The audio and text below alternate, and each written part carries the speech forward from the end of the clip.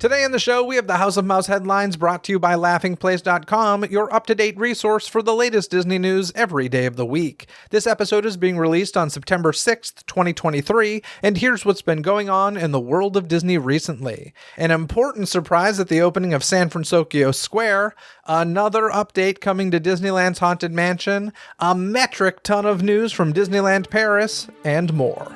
Hear the latest news from the Walt Disney Company in today's House of Mouse headlines. Today I'm going to begin with a new segment that'll probably only be used this one time only, called Disneyland Paris Resort had a crap ton of stuff to announce. Let's begin with the Disneyland Hotel at Disneyland Paris Resort, which has been closed for some time for a complete top-to-bottom remodel, will reopen during the first quarter of 2024. When it does reopen, the hotel will transport queens and kings of all ages into the worlds of the most iconic royal characters from various Disney classics. The reopening date of the Disneyland Hotel and more information will be unveiled when bookings open on September 12th. Updates are also on the way for Disney Village. Located in between the theme parks and the rest of the Disney hotels, the area is undergoing what the resort calls the most ambitious transformation in its history. To further elevate the experience delivered by the retail, dining, and entertainment complex, the resort is working with renowned brands such as Groupe Bertrand. In fact, the company will soon operate an all-new French brasserie named Rosalie. The location will open this December, offering awe-inspiring views over Lake Disney and a refined atmosphere. Further updates at Disney Village are expected in the months and years ahead. While it was previously announced that Disneyland Paris's Disney 100 celebration would begin on October 16th, it turns out that it will also end on that date. The one-day celebration will treat guests to a unique entertainment lineup and exclusive Disney experiences. More details about the celebration will arrive as October 16th draws nearer. As the summer ends, special seasonal events are returning to Disneyland Paris. These include Disney Halloween Festival and Disney Enchanted Christmas. As part of the latter, the magical winter market Le Verre Gourmand will return from November 10th, 2023 through March 17th, 2024, with its stylish chalets that serve a wide variety of holiday dishes and treats.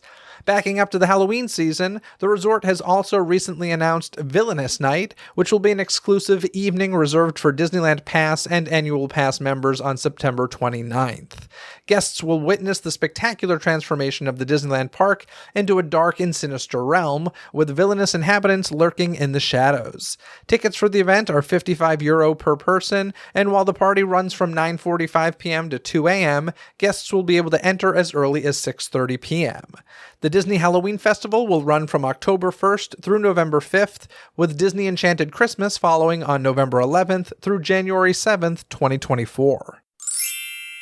Walt Disney Studios Park has once again extended its incredible drone show, Avengers Power the Night. The show recently returned and is set to run through November 5th. However, following a hiatus from November 6th through December 1st, the show will once again return on December 2nd and is currently scheduled to continue through January 7th, 2024, giving guests yet another chance to catch the awe-inspiring drone display.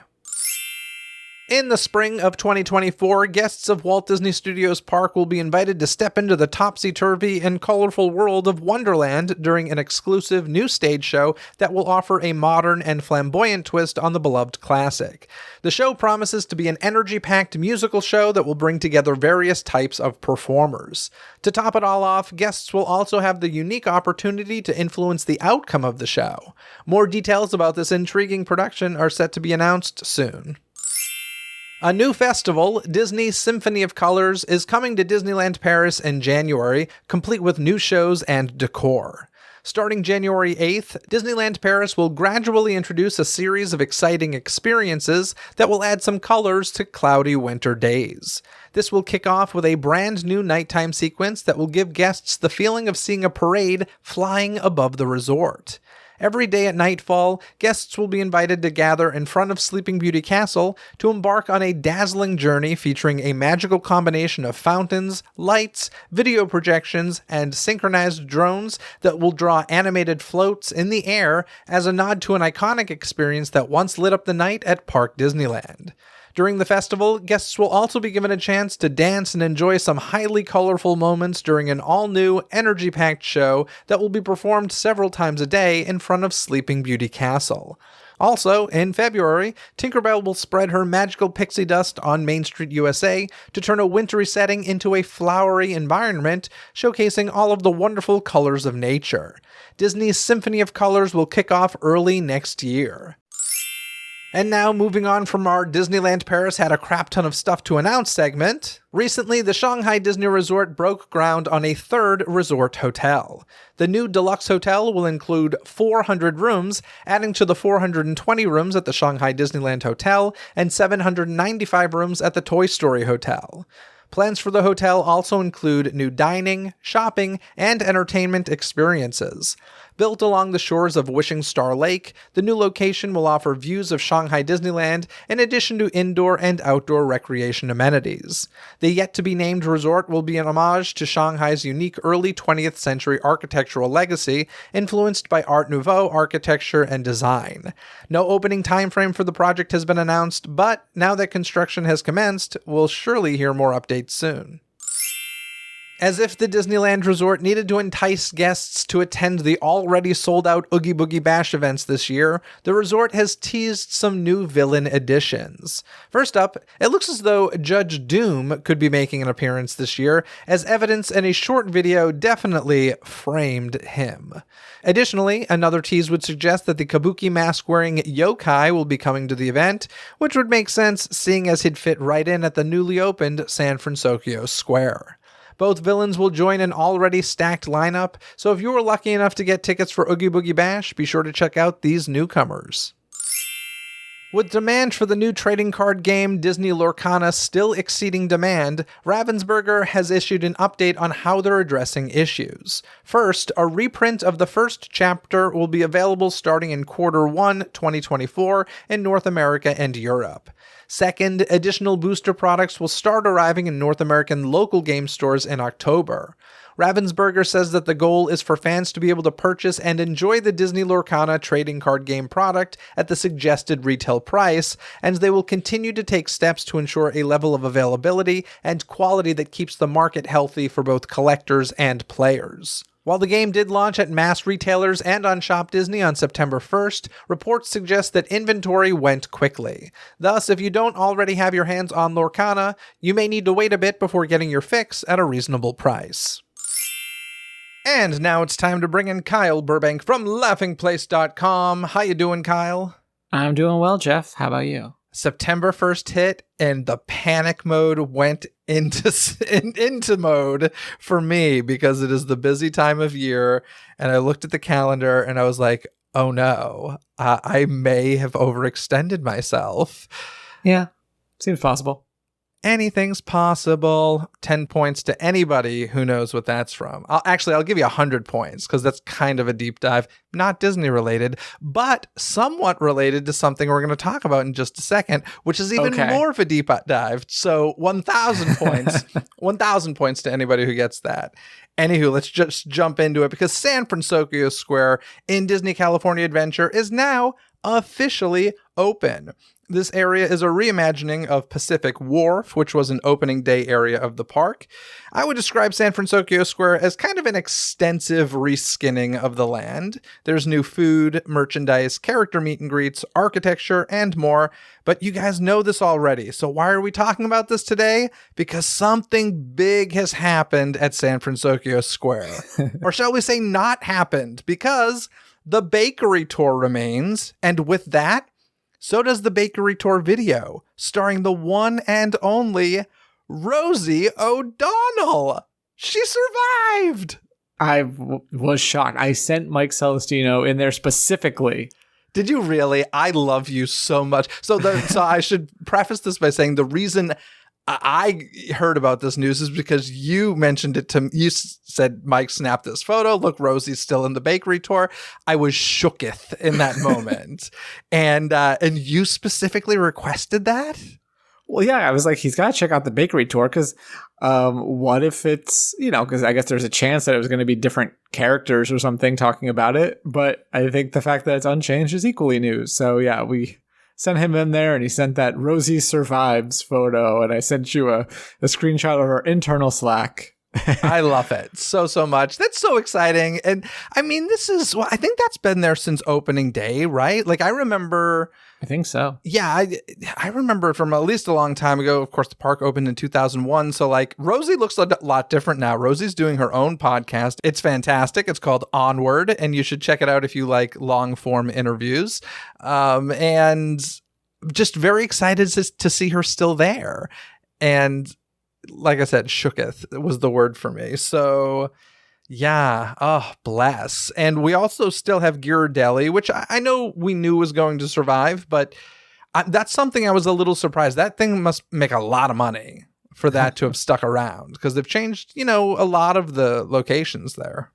Yeah, I mean, sort of. I do think I might have mentioned this before, but yeah, you had Lucky Fortune Cookery and Cocina Cucamonga, and then they swapped places.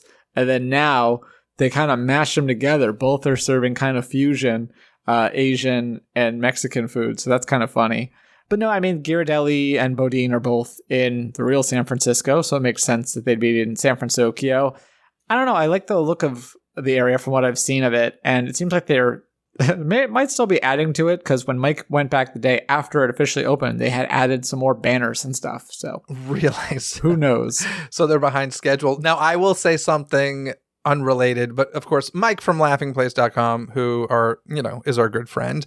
He's always down there taking photos. He texted me a photo. I'm curious if he put this in the Slack, where they had like a photo op set up for Oogie Boogie Bash. Mm-hmm. And it said, I think 2021 on it.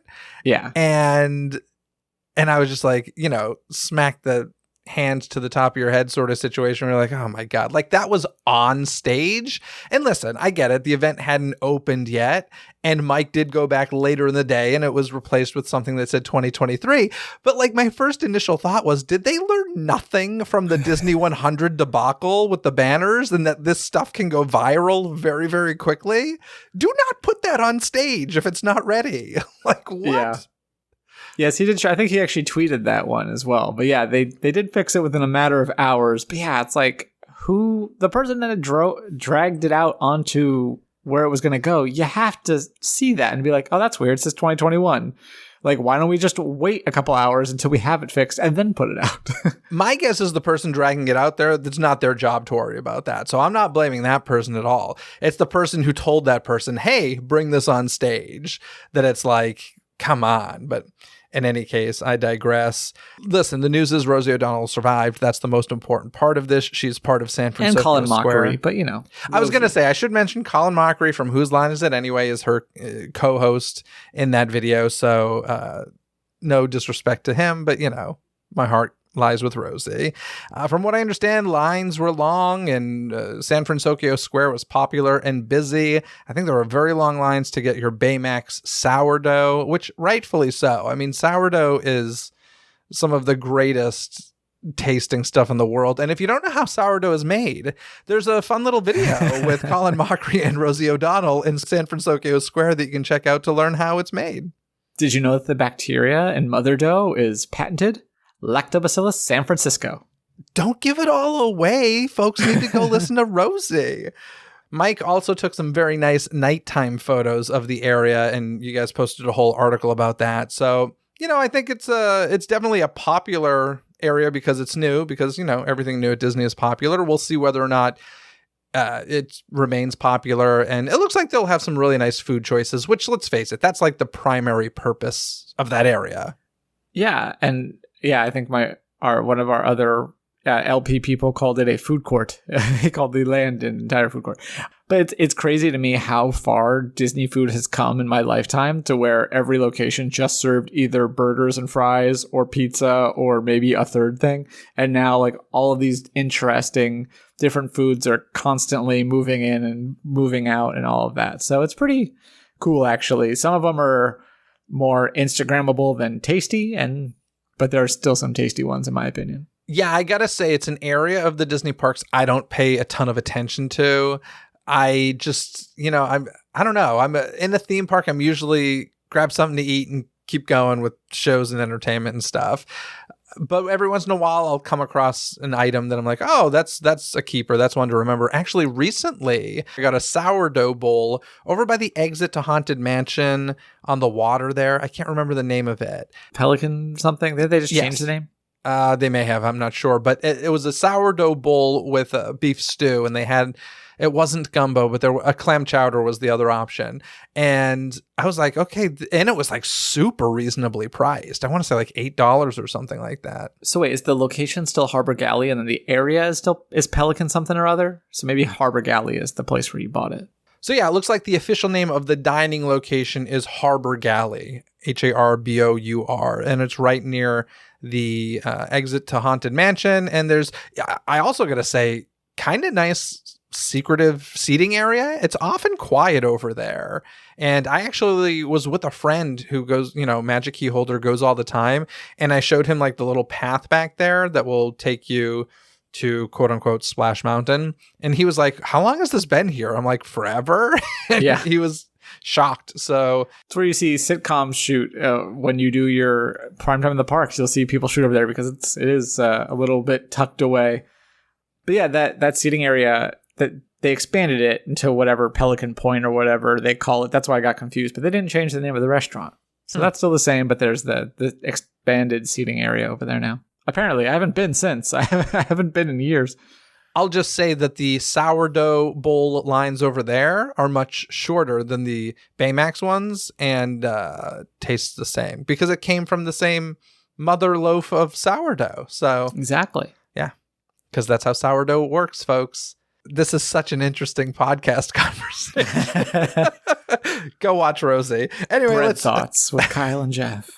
Let's move on because Magic Key holders are eligible to receive a complimentary Magic Key themed Magic Band Plus with any purchase at select Disneyland Resort locations. In addition to being themed to Magic Keys, the specially designed Magic Band Plus features a custom light up scheme. At the Disneyland Resort, guests can use the Magic Band Plus to enter the parks with valid admission and theme park reservation, check in for Lightning Lane reservations, and be part of the show as Magic Band Plus glows with colors and pulses with haptic vibrations during select nighttime spectaculars like World of Color. The Magic Band Plus also adds a surprising touch to select experiences throughout Disneyland and Disney California Adventure. This is like the most generous Magic Key annual pass holder giveaway I've ever heard of. It's usually a button or a magnet. This is crazy. Yeah, I wonder how long it's going to last because it started on the 1st, and they do say while supplies last. They didn't give an end date either as far as I saw, so I did see some decently sized lines at some of the participating places. I'm sure people are trying to scour for the cheapest item that they can purchase in order to get this freebie. But yeah, very nice and cool that it's not just like any bargain bin, like leftover Magic Band Plus, but actually one specific for it. I wonder if it's kind of like when they did Glow with the show, they had a few showings where they gave away a bunch of free ones to kind of, populate it because then you're a walk-in commercial for it. So there is some benefit to giving a bunch of free ones away, but still, like you said, I think definitely more on the generous side and unexpected. And they announced it like the day that it was happening too. So I think they knew that it was going to be popular and that they needed to get people on it. I also wonder if there's just like the department that was in charge of Magic Band Plus activations and stuff, if it's just not being utilized at Disneyland. And they're like, guys, we put a ton of money into this. Like, we need to make it work. And I mean, I've said several times, I was given one for a media event and I've never used it beyond that media event. I have another event coming up. Maybe I'll try and remember to bring it. You should. It does do some cool things. Like, once again, Mike was doing a live stream and walked by that Headless Horseman on Buena Vista Street, and it started doing some like whinnying and different noises and stuff. So his Magic Band did, or the horse did? The Magic Band activated the horse to. Okay, all right. Then I gotta remember to bring it next time. I just don't even know how it works. Is the thing, but I guess I could just read the instructions. It works like a Magic Band. I don't know if you're familiar with the concept. Well, those were super simple. Those were just put it on and tap. This is like charge it, connect it to the app. There's much, and it's way more involved, in fact, because I remember being given it at the media event, and like there were cast members there specifically to teach people how to use it, and even they were having trouble getting it to work. So like it ain't as easy as a Magic Band. It's a Magic Band plus more difficulty.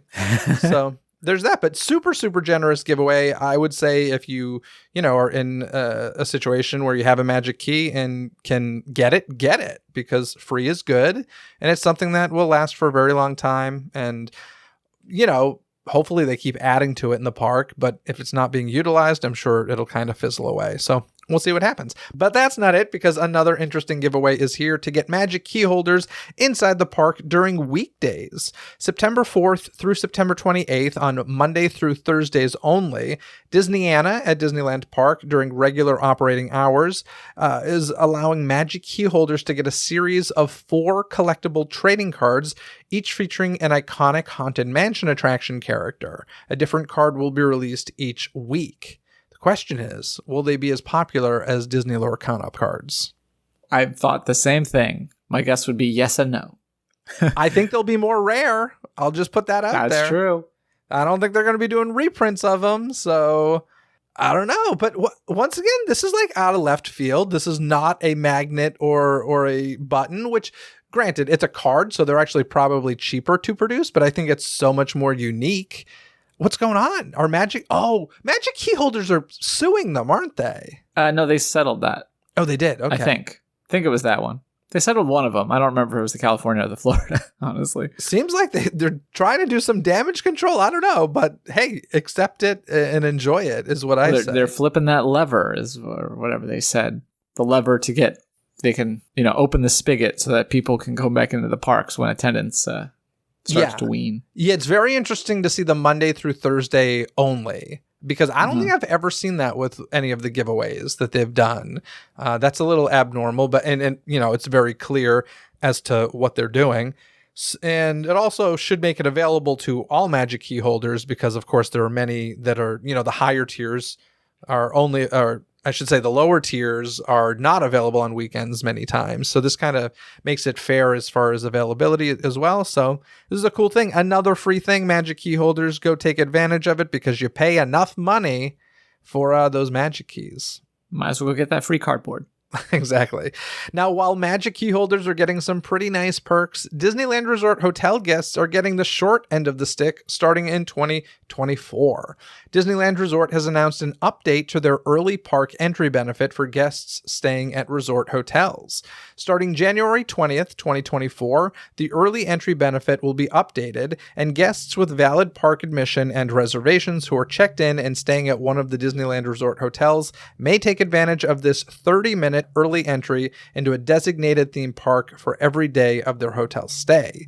Each day, either Disneyland Park or Disney California Adventure Park will open early.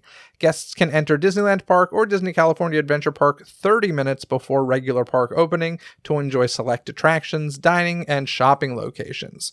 Currently, both Disneyland Park and Disney California Adventure Park are open early to resort hotel guests. Prior to the resort temporarily shutting down in 2020, this benefit followed a system similar to the upcoming one, with only one of the parks being available early to a resort hotel guest. However, at that time, one of the parks would be open a full hour prior to that day's scheduled opening time, not a half hour like they're doing come January.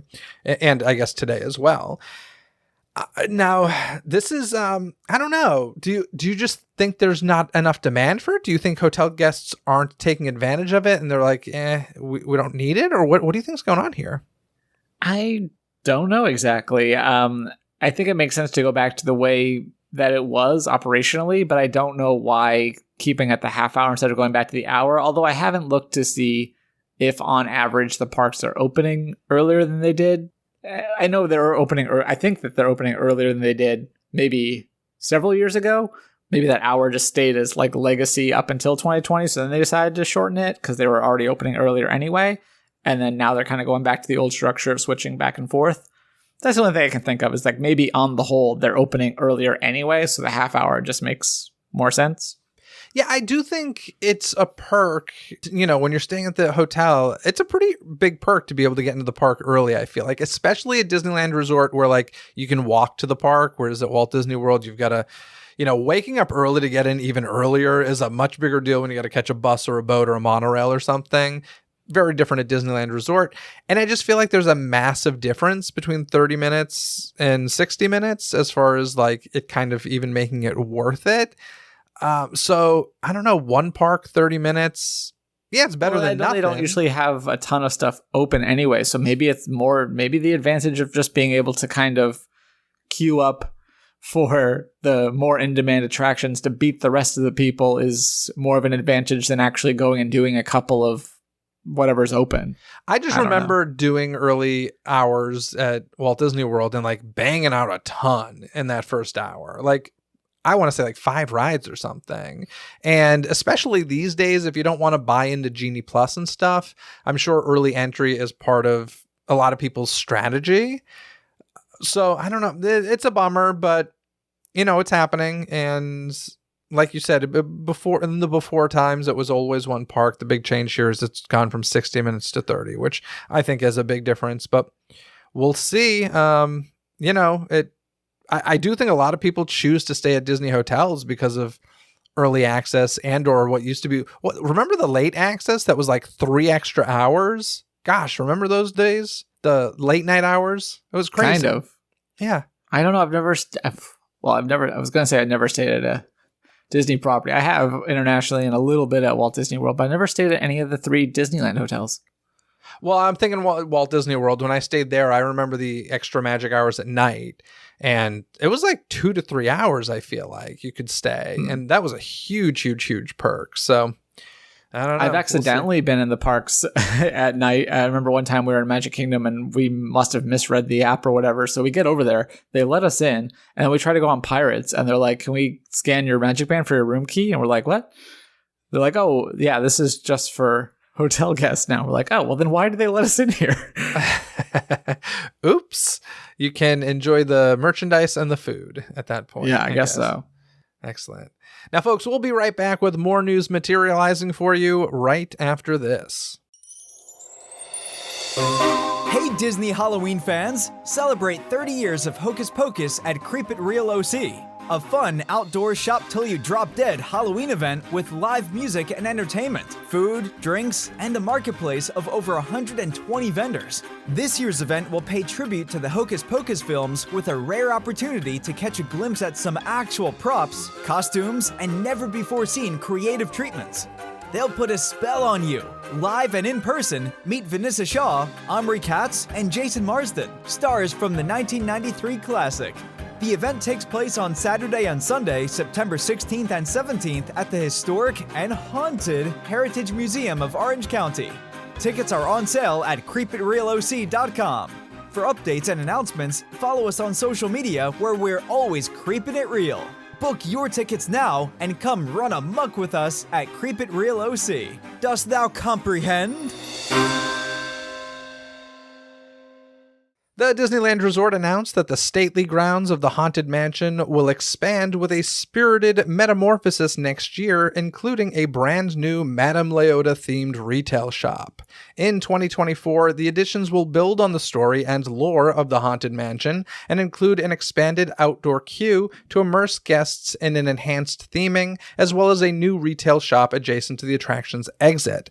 The extended queue is a good thing. I don't know if you've seen recently. I mean, it's weird. Haunted Mansion can have like very normal lines, but then the second you put in Haunted Mansion Holiday, there's that extended queue out like into the park. So this is good that they're going to like enclose it or at least make it like part of the actual attraction queue at this point. So thumbs up for the extended queue, I say. Me too. And the concept art looks pretty nice too. I mean, it doesn't look like earth-shattering or anything, but it looks pretty nice. Better than what currently is there.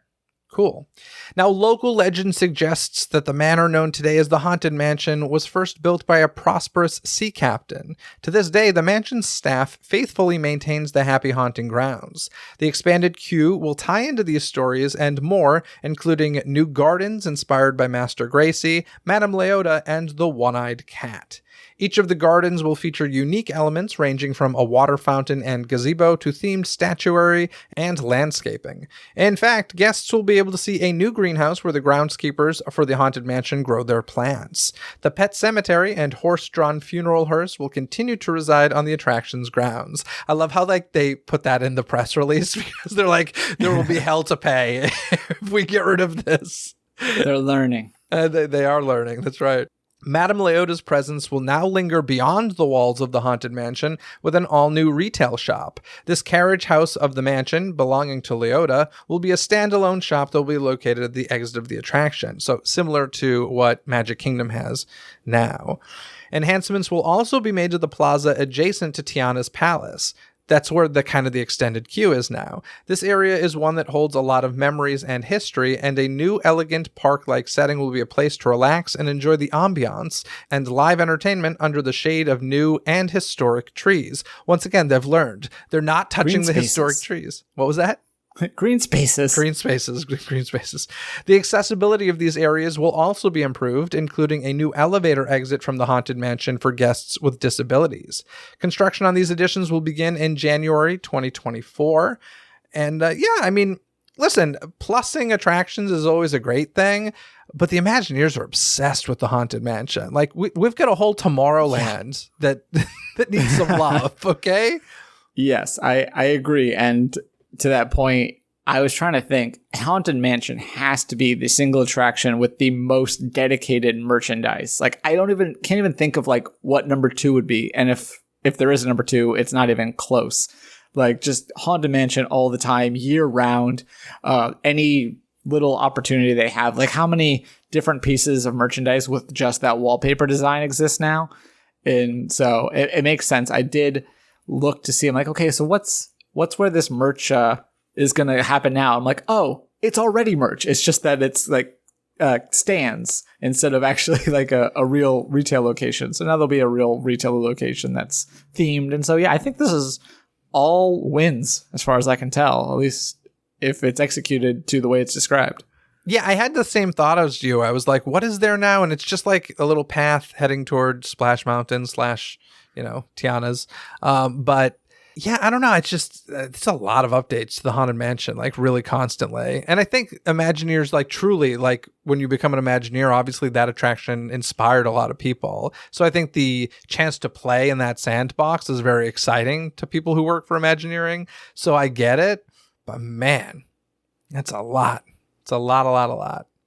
Anywho, Kyle, on last week's episode of the podcast, we're talking about Disneyland's Afternoon Avenue, and we're talking about how there were overlays for some of the attractions back then, and me and my guest co-host, we were discussing it and trying to remember. Was there anything earlier than some of these? These were very simple overlays, but we couldn't think of anything before this 1991 overlay and thought to ourselves, did this really kind of start overlays? But listener Kevin wrote in to mention something. I'm curious, though, before I get to what he mentioned, can you think of any overlays that existed before 1991 that just come to top of mind? Oh, I'm definitely not smart enough to think of that. The first thing that came to mind when you're talking about is maybe something with like the Fantasyland Storybook Canal. Like, I could see them doing something with that, or just general like holiday theming. That's the only thing that came to mind, but I'm excited to hear what you have to say. It's not what I had to say, it's what Kevin had to say. So thank you for writing in, Kevin. He mentioned the 1984, so quite a few years earlier, the Country Bear Christmas Special overlay. Ah, yes, good call. Yeah, which was a pretty extensive overlay, I would say, and so let's continue the game. If anybody listening can think of another Disney Parks overlay that existed before the 1984 Country Bear Christmas Special overlay, give a call to the DCTC hotline, leave a voicemail, and let us know. Other than that, anything you want to add, Kyle? Not really. Let's end this strike so we can talk about other stuff sometime. I will say you're getting quite good at writing around movie and TV titles. Thank you. I've kind of enjoyed it. I'm not going to say that that's something that is a silver lining of any sort, but it is kind of fun to leave little hints for people who might not know what I'm talking about unless I leave those. So Yeah, and sometimes I'm even confused by it until I'm like, why did he do that? Oh, yes. All right. And then I get it. So, yes, I'm ready for the strike to end, but I'm also not ready to give up. So let's get these executives and Mr. Iger to stop being crapheads and just, Well, he's too busy letting the stock hit 52-week lows. Oh, worst close in 9 years. Congratulations, ruining your legacy. Fantastic. Alrighty, Kyle, I'll talk to you again in a couple more weeks. Bye. To read more about any and all of the stories you've heard here today, simply visit the show notes link in this episode's description. You've heard the news, and now I want to hear what you have to say about it. What do you think of all of these announcements coming from Disneyland Paris? Share your thoughts on that or any other topics mentioned in today's episode. Call 818-860-2569, and you may just hear yourself on a future episode of Disney Coast to Coast. Thanks for tuning into this episode. Don't miss any future episodes by subscribing and following Disney with a Z, Coast to Coast on your favorite podcast app where episodes are available 24/7. Until next time, anything you need can be found in this episode's description. From additional information and links discussed in this episode found in the show notes, contact info to reach me, access to the show's official website, some free gifts from me to you, and so much more. So be sure to check out this episode's description. Other than that, folks, have a magical day. Bye!